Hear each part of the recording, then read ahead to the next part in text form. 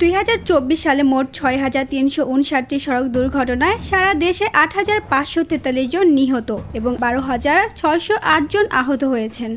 আর সড়ক, রেল ও নৌপথে সর্বমোট 6,974টি দুর্ঘটনা নিহত হয়েছেন 9,237 জন ও আহত হয়েছেন 13,190 জন, যা আগের বছরের তুলনায় নিহত 7.50% এবং আহত 17.73% বেড়েছে। আজ সকালে ঢাকা রিপোর্টার্স ইউনিটিতে বাংলাদেশের যাত্রী কল্যাণ সমিতি আয়োজিত এক সংবাদ সম্মেলনে এসব তথ্য তুলে ধরেন সংগঠনের মহাসচিব মোহাম্মদ মোজাম্মেল হক চৌধুরী। তিনি বলেন, সরকার বদল হলেও পরিবর্তনের কাঠামোগত কোনো পরিবর্তন এখনও আসেনি।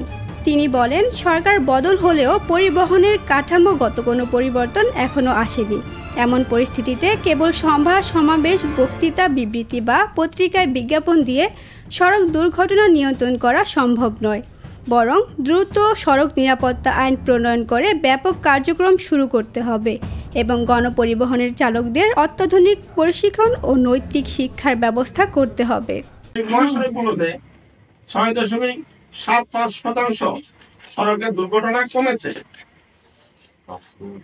যাত্রী কল্যাণ সমিতি এবার বছরব্যাপী আমরা যে কারণগুলো আমরা চিহ্নিত করেছি, এই কারণগুলো আপনাদের সামনে তুলে ধরছি।